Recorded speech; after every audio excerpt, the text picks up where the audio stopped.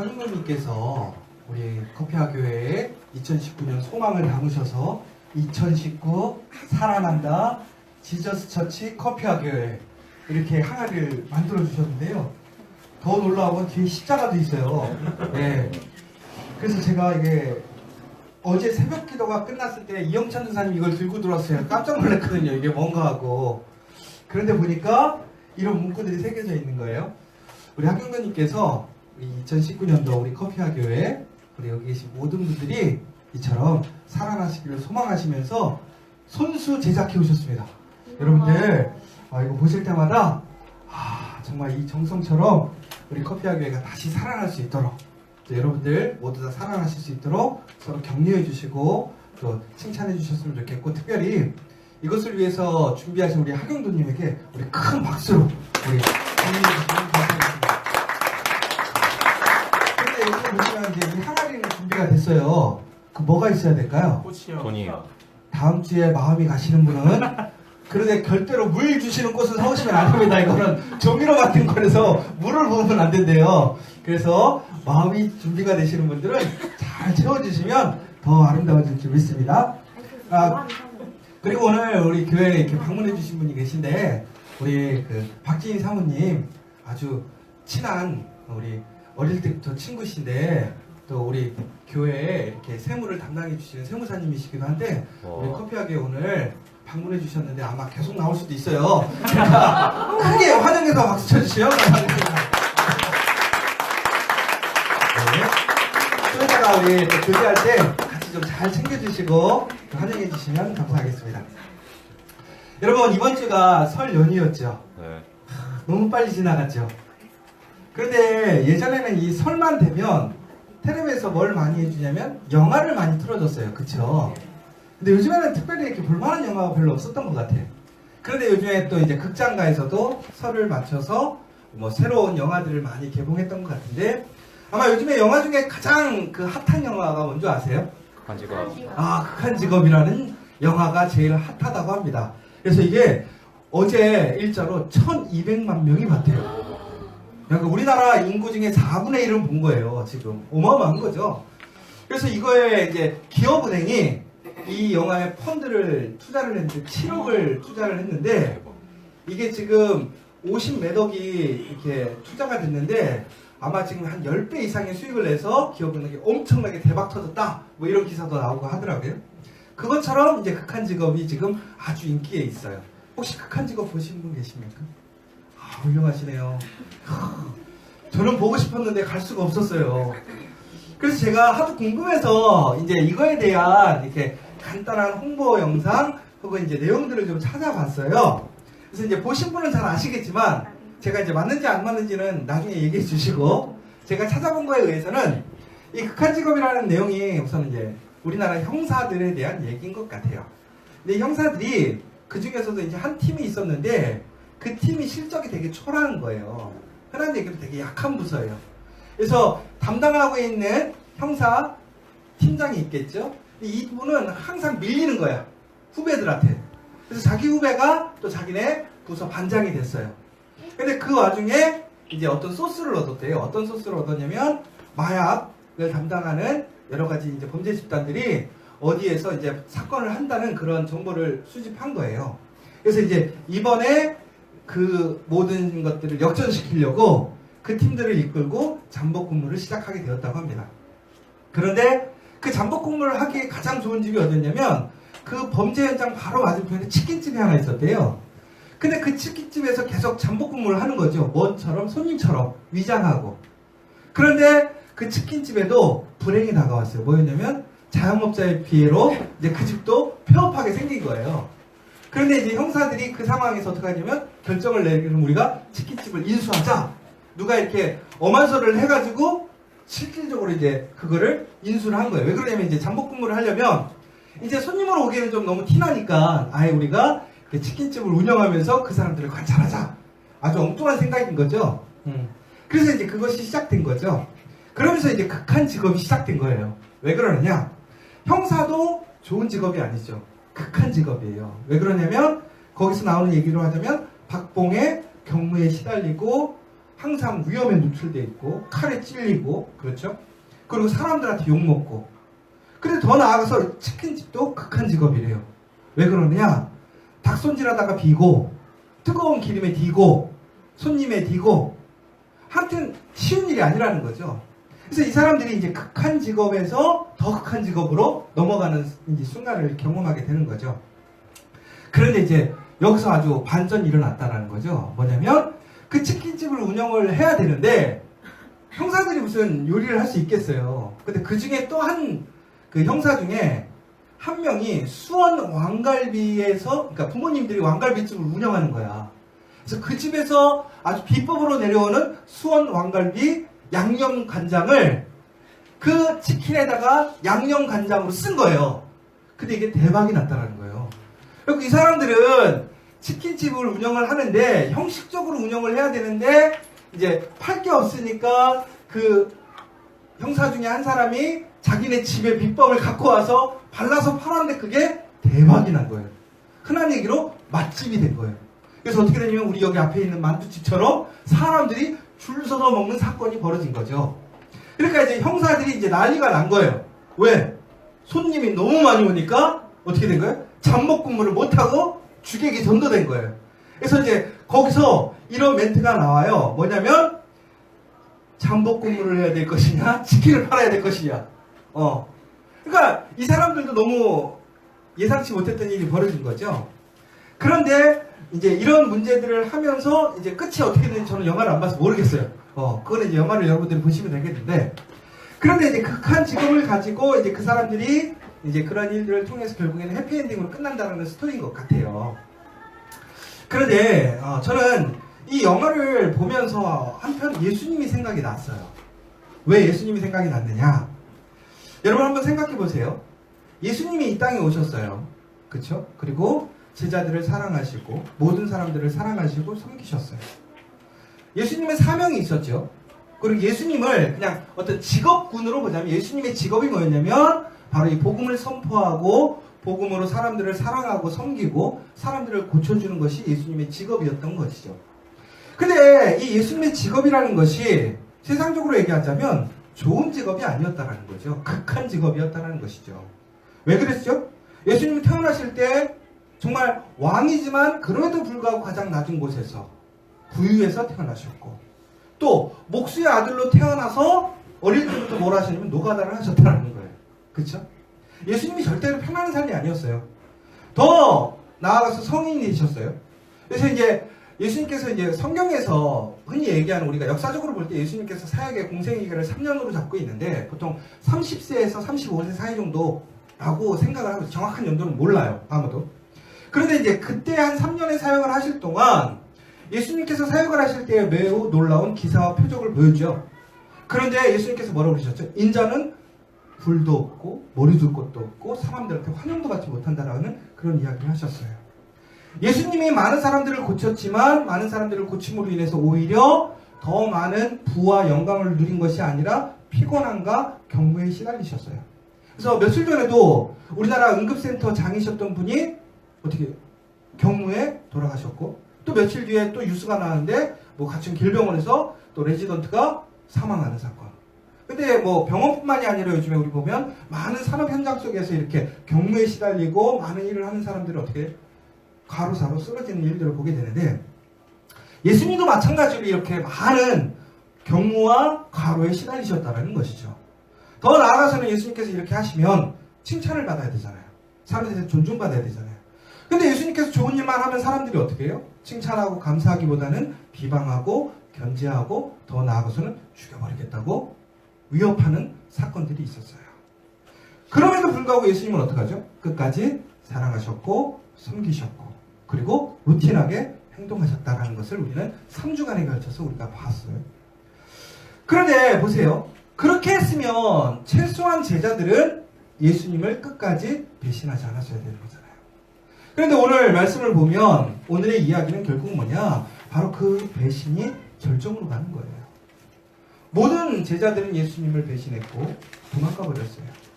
그리고 중국에는 예수님께서 홀로 십자가에 달려 돌아가시고 그 생을 마감하시는 사건입니다.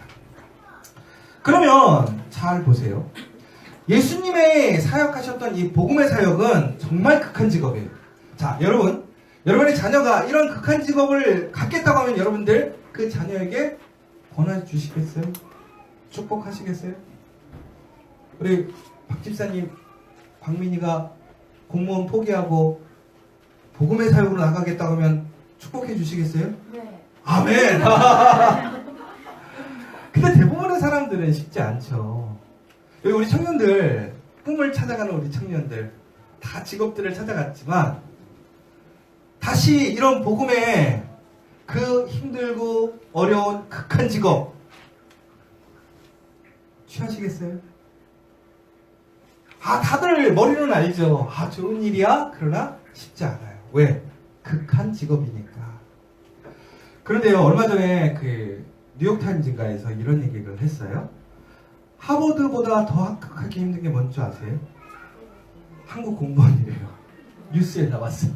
그래서 공시열풍, 기상, 그러니까 완전 이상한 일이다. 하버드 가는 것보다 더 힘든 게 한국 공무원 되는 거다. 이런 얘기를 했어요. 근데 아이러니한 게 있어요. 한 20년 전만 해도요, 공무원이 어떤 직업이었냐면 극한 직업이었어요. 하면 안 될 직업, 그죠? 그런데 지금 세상이 바뀌어가지고 어떻게 해요? 공무원이 최고의 직업이 되었어요. 그런데 오늘 우리가 복음이라는 이 사역을 봤을 때, 일을 봤을 때 결코 우리가 직접 참여하거나 내가 그 일을 손수 하기에는 쉬운 일은 아니라는 것이죠. 그럼에도 불구하고 예수님은 근데 오늘 우리에게 이렇게 얘기를 하세요. 13장 31절에 보면 예수님이 이런 극한 일을 하면서 뭐라고 되어 있냐면 13장 31절에 그가 나간 후에 예수께서 이르시되 지금 인자가 영광을 받았고 라고 나와 있어요. 주보에 있어요. 한번 보세요. 근데 여러분 보세요. 지금 이 상황이 어떻게 되는 거냐면 가룟 유다가 예수님을 팔고자 나간 상황이에요. 자리를 떠난 상황이에요. 그럼 뭐하러 간 거예요? 예수님을 팔려고 신고하려고 나간 상황이라는 거죠. 근데 바로 그때는 어찌 보면 예수님께는 가장 극한 상황 아니에요? 힘든 상황 아니에요?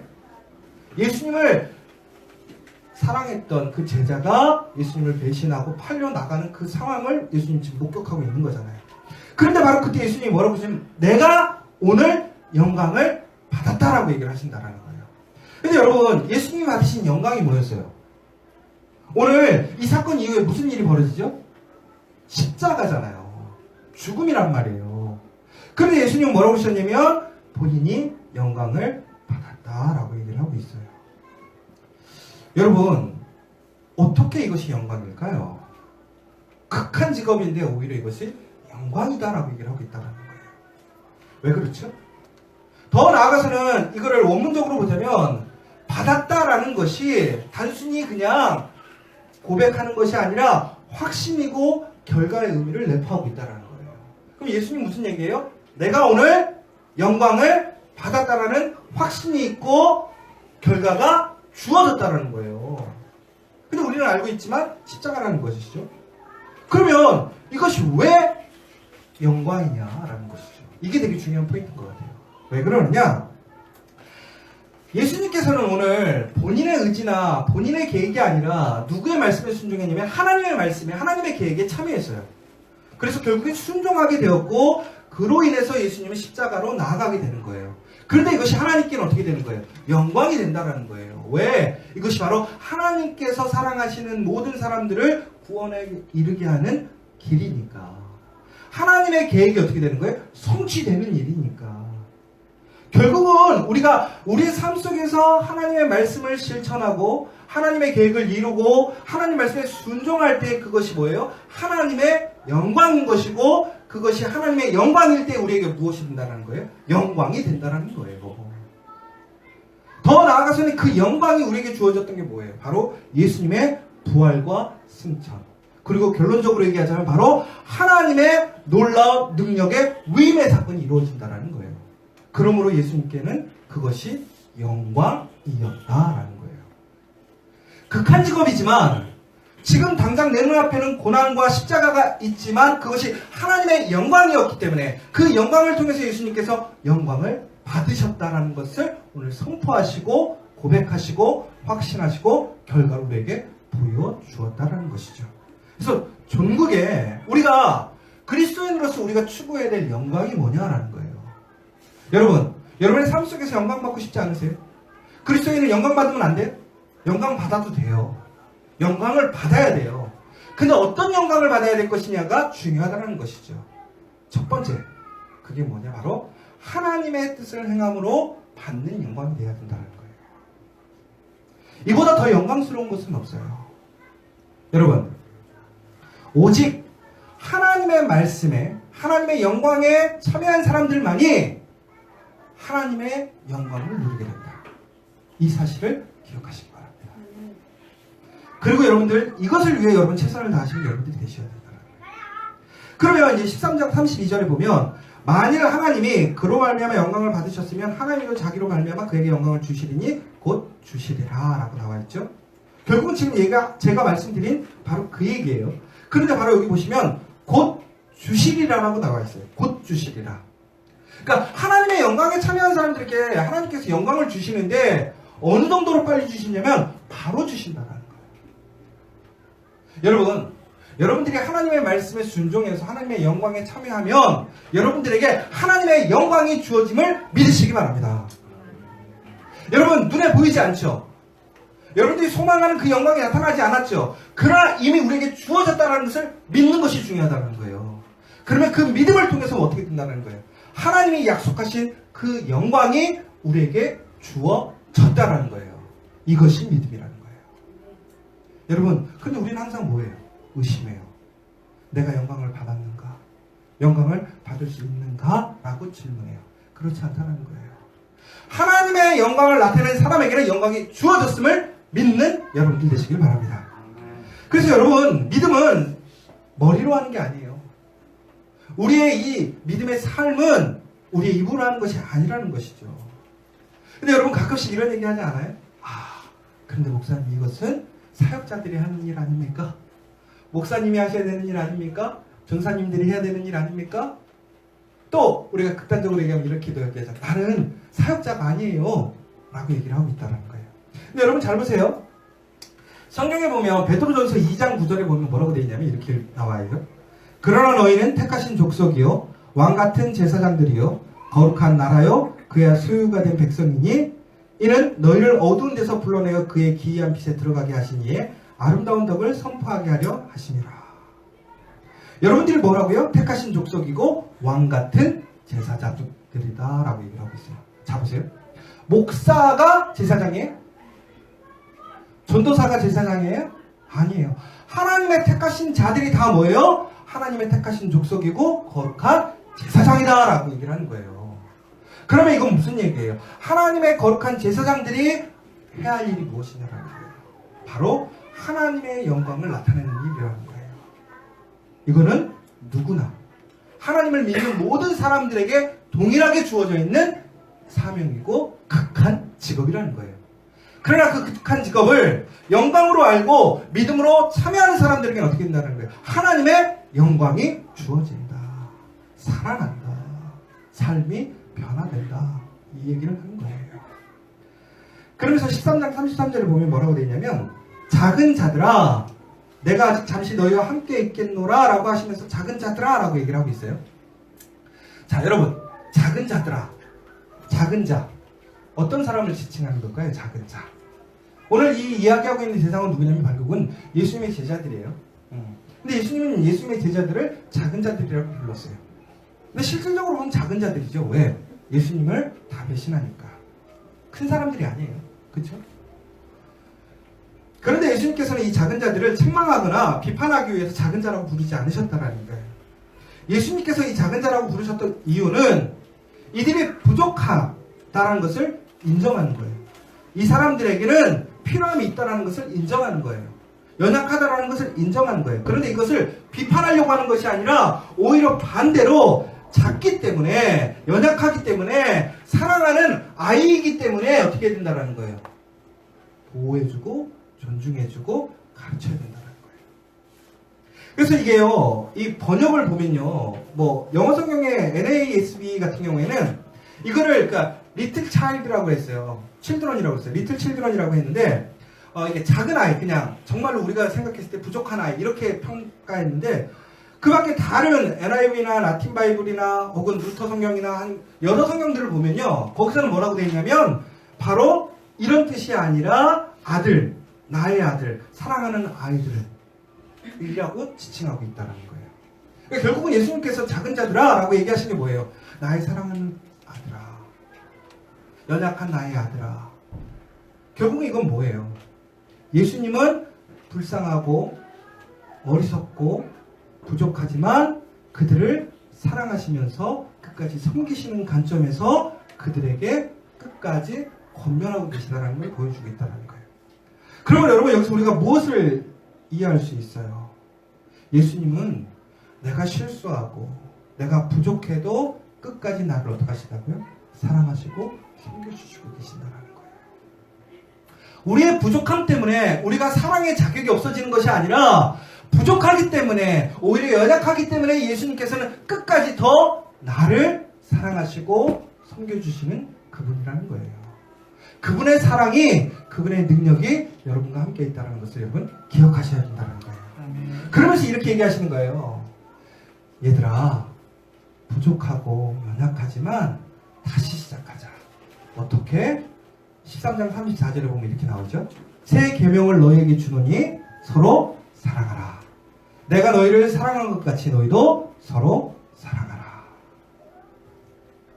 여러분, 우리가 정말로 하나님의 영광에 참여하기 위해서 해야 될 일이 뭐냐? 바로 이웃을 위해 사랑하고 섬기고 봉사하는 것이라는 거예요. 여러분, 정말로 예수님처럼 그러한 믿음을 갖는 거 어려워요. 극한 믿음이에요. 더 나아가서 오늘 예수님께서는 우리에게 다시 한번 사랑하라고 이야기를 하고 계세요. 그런데 그것은 쉬운 사랑이 결코 아니에요. 극한 사랑이에요. 극한 사랑이라는 건 뭐예요? 누구나 할 수 있는 사랑은 아니에요. 그러나 바로 그러한 극한 사랑을 하는 사람들이 결국에는 하나님의 영광을 나타내는 자들이고 바로 예수님을 따르는 자들이라는 거예요. 바로 그 사람들에게 하나님의 영광이 주어지고 하나님의 능력이 주어진다는 거예요.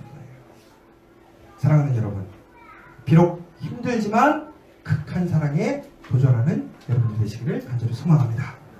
그러시면서 오늘 새 계명을 주셨다라고 얘기를 하고 있어요. 새 계명을 주셨다.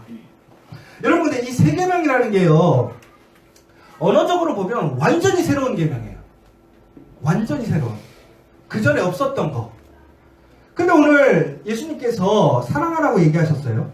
뭐라고 그러냐면 보시는 것처럼 서로 사랑하라. 서로 사랑하라. 근데 이게 예수님이 처음 얘기하신 거예요? 구약에는 안 나와요? 아니에요. 구약에도 나와요. 그런데 예수님께서 오늘 새 계명을 주셨다라고 얘기해요. 완전히 새로운 계명이래요. 그럼 이게 말이 안 되잖아요. 말이 안 맞잖아요. 그렇죠? 근데 왜 새 계명입니까? 결국은 이 율법이라는 것을 예수님께서 폐하러 오신 게 아니라 예수님 뭐하러 오셨다고 그랬죠? 율법을 완전케 하신다고 오셨어요. 그런데 왜 지금까지는 율법이 완전하지 못했느냐? 우리가 부분적으로 알고 그것을 전부인 것으로 알았다는 거죠. 그래서 오늘 예수님께서는 완전한 율법, 그 완전한 사랑에 대해서 알려주시는데, 진정한 사랑이라는 것은 내 기준에서 내가 할 수 있는 나 중심적인 사랑이 아니라 그것을 뛰어넘는 사랑, 더 나아가서는 내 여유를 넘어가는 그 사랑. 그래서 오늘 얘기하시는 게 뭐냐면 원수마저도 사랑하는 것이고, 내가 사랑할 수 있는 바운더리가 아니라 그 이상까지도 사랑할 수 있는 그 사랑을 하라는 것이 바로 오늘의 예수님의 새 계명이라는 거예요. 그것이 바로 율법의 완성이라고 얘기를 하고 있는 거예요.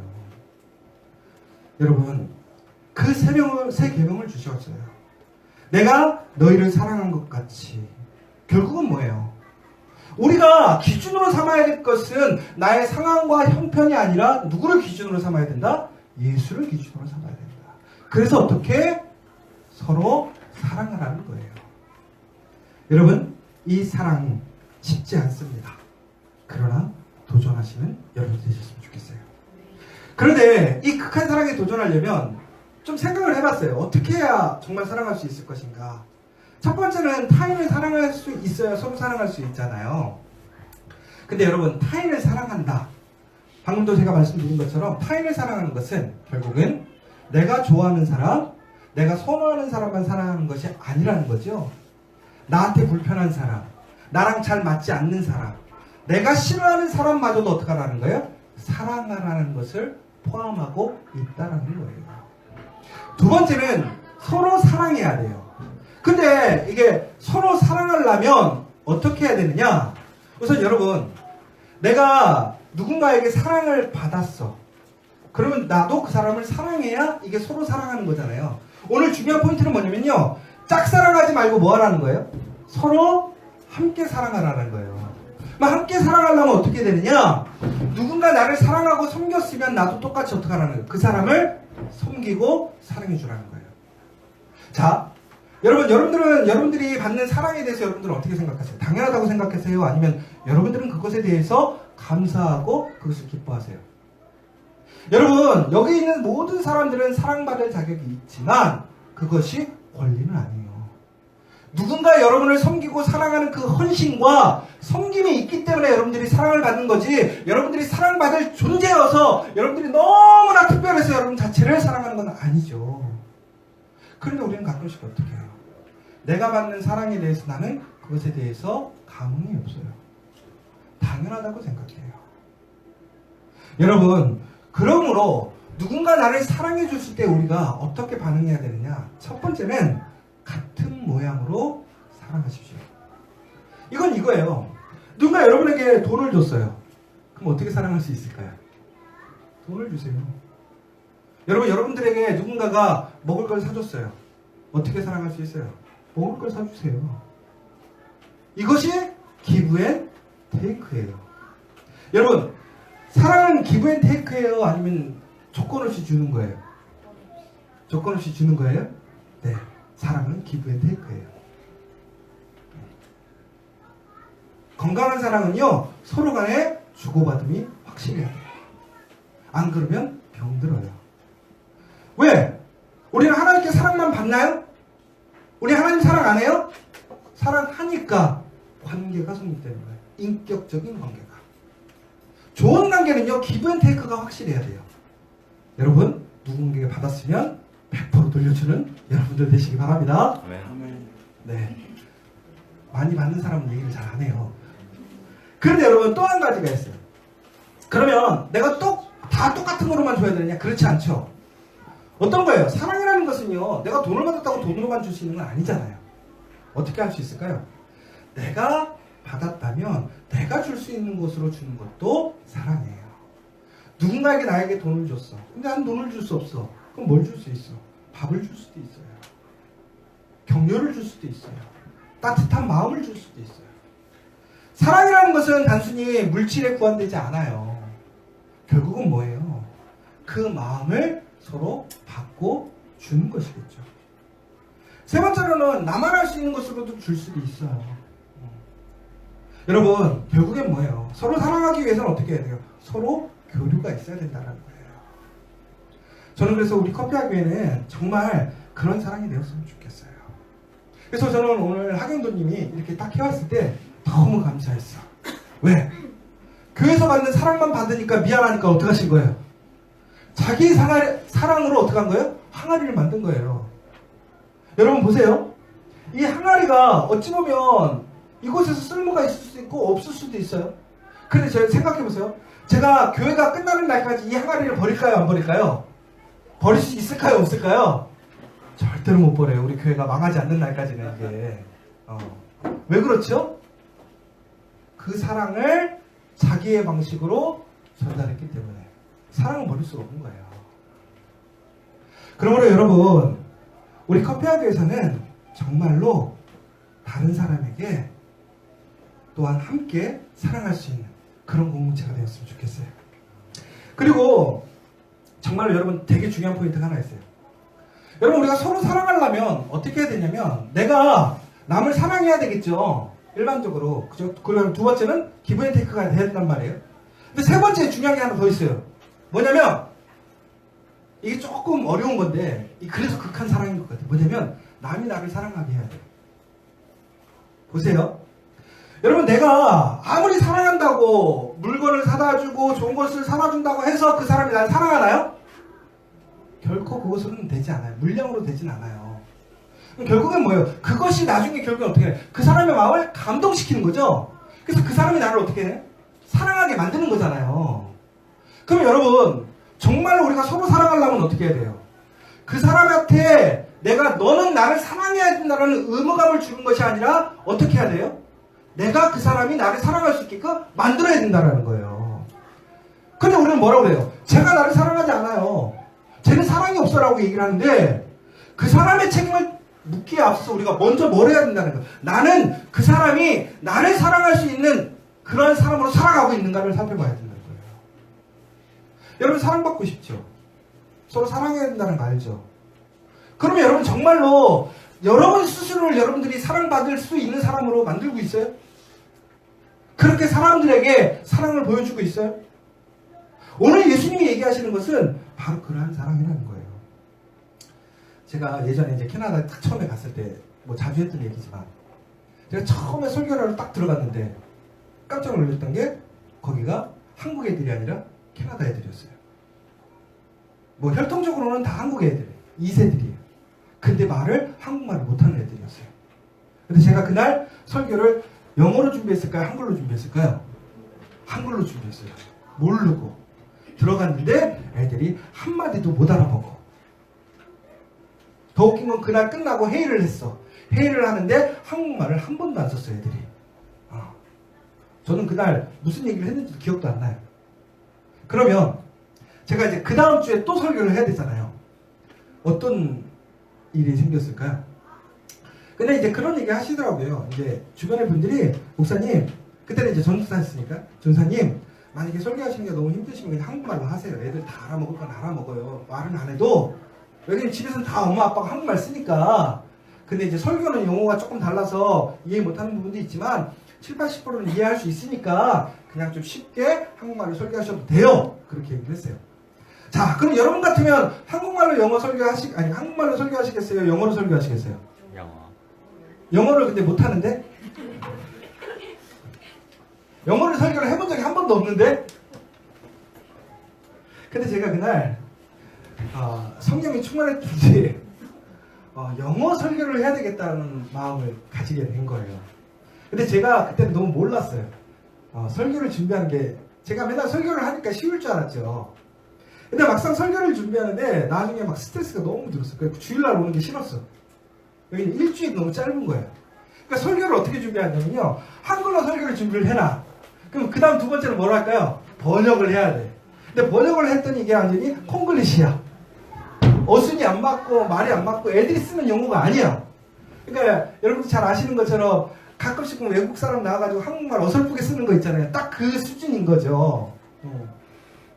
그런데 제가 어떻게 했냐면 제가 그 아이들을, 그 청년들을 사랑할 수 있고 섬길 수 있는 방법은 뭐였냐면 제가 할 수 있는 것은 영어 설교하는 것밖에 없었어요. 그때. 왜? 제가 그렇다고 그 나라에 대해서 아무것도 모르지 할 수 있는 게 아무것도 없잖아요. 그러면 전도사가 할 수 있는 것은 설교밖에 없는데 언어의 문제라면 그 언어 문제를 내가 감당하고 가야겠다라고 생각을 했던 거죠. 그래서 설교를 했어요. 그랬더니 처음에는 애들이 못 알아먹는 거예요. 영어 설교를 하는 더. 그러면서 애들이 한국말로 해도 된다고 나한테 오히려 그러는 거야. 왜? 영어가 더 안 들리대. 여러분들 그걸 지금 내가 얘기하니까 여러분들은 잘 모르시죠? 당해봐야 돼. 그 낙마감과 그 처절함을. 그런데 놀라운 일이 벌어졌어요. 뭐냐면 제가 매주 쉬지 않고 영어 설교를 하기 시작하니까 애들이 어떻게 해요? 그때부터 설교를 듣기 시작하는 거예요. 그리고 나와서 설교가 끝나면 항상 와서 고쳐줘요. 전사님, 그건 쓰면 안 돼요. 그건 욕이에요. 전사님, 그런 거를 그렇게 쓰면 안 돼요? 근데 애들이 막 이렇게 비판하고 그런 게 아니라 아주 조심히 와서 살짝 불러. 그 선생님들도 그렇고. 근데 뭐라고 그러냐면 고맙다. 나도 끝이 되다가 전사님 고마워요. 전사님 감사해요. 그런데 저는 극한 사랑에 도전한 거죠. 내가 할 수 있는 건 없었지만 그 사람들이 나를 사랑할 수 있게끔 할 수 있는 방법은 그거밖에 없었으니까. 근데 그 이후로 아주 놀라운 일이 벌어졌어요. 뭐냐면 결국에는 그 청년들과 아이들의 마음이 열려서 나중에 저의 가장 든든한 우군이 됐어요.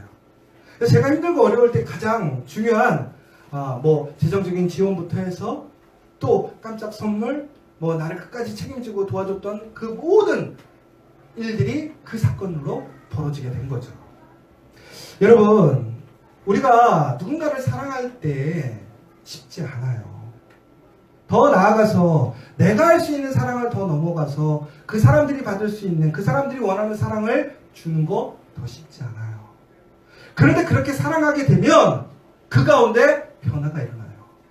오히려 그 사랑을 통해서 내가 받는 더 큰 사랑이 커진다는 거예요. 여러분, 그것을 기억하세요.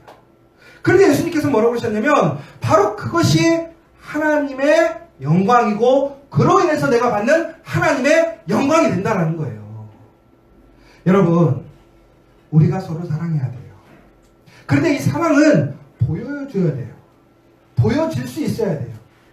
예수님은 결국엔 그렇게 함으로 인해서 우리의 모든 사랑들이 사람들에게 보여질 거다, 증거될 거라고 얘기를 하고 있어요. 그런데 여러분, 마지막에 보면 13장 35절에 보면 이렇게 나와 있죠. 이로써 모든 사람이 알리라 라고 나와 있어요. 알리라.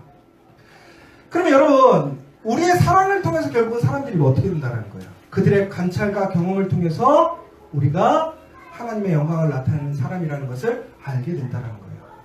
예수 그리스도의 사랑을 실천하는 사람이라는 것을 알게 된다는 거예요. 그런데 그 알게 된다고 하는 것은 바로 이제 제자, 디사이플이라는 뜻과 함께 또 하나는 바로 팔로워라는 그 뜻을 동시에 내포하고 있어요. 그러니까 여러분, 우리가 예수의 제자가 된다고 하는 것은 결국은 예수님의 말씀을 배우고 익히는 것도 포함되고 있지만 또 하나는 예수님의 말씀을 배우고 익힌 것을 실천하는 사람, 따라가는 사람들이 바로 제자라는 거예요. 바로 그 제자들이 결국은 뭐예요? 사람들에게 하나님의 사람으로서 인정받는 것이고 그것이 바로 하나님의 영광을 나타내는 것이고 그 영광을 받는 사람들이 하나님의 영광에 참여하게 된다는 거예요. 사랑하는 여러분, 이것이 극한 사랑입니다. 쉽지 않죠. 그런데 극한 사랑이 여러분의 영광이 되실 줄 믿으시기 바랍니다. 이 극한 사랑이 여러분들을 살아나게 하실 줄 믿으시기 바랍니다. 그래서 우리 커피학교에는 정말로 이 극한 사랑을 사랑으로 섬기고 끝까지 사랑하고 루틴하게 이루어가서 정말 하나님의 영광, 하나님의 증거가 되는 우리 커피학교가 되기를 간절히 소망합니다. 이 시간 우리가 같이 기도했으면 좋겠습니다. 여러분, 예수님처럼 믿음으로, 예수님처럼 사랑함으로, 예수님처럼 섬김으로 쉽지 않아요. 극한 사랑이고 극한 믿음이에요. 세상 사람들은 이것이 극한, 피해야 할 것, 좋지 않은 것이라고 얘기해요. 그러나 예수님께서는 오히려 반대로 우리에게 얘기하세요. 극한 사랑에 도전하라. 서로 사랑하라. 끝까지 사랑하라. 그러면 하나님의 영광이 나타나리라. 그 하나님의 영광을 나타내는 사람들에게 하나님의 임재와 능력이, 하나님의 위임이, 하나님의 사랑함이 이루어질 줄 믿으시기 바랍니다. 이 시간 우리 함께 하나님, 내가 그 사랑을 실천하는 사람 되게 하여 주시옵소서. 이 극한 사랑을 통해서 하나님의 놀라운 그 섭리 가운데로 나아가는 우리 믿음의 공동체, 우리 한 사람 한 사람 되게 하시고 사랑을 받기보다 사랑을 주고 사랑을 실천하고 다른 사람들이 나를 사랑할 수 있게 되는 그 놀라운 역사가 일어날 수 있도록 이 시간 우리 함께 기도해 주시기 바랍니다. 우리 함께 기도하도록 하겠습니다.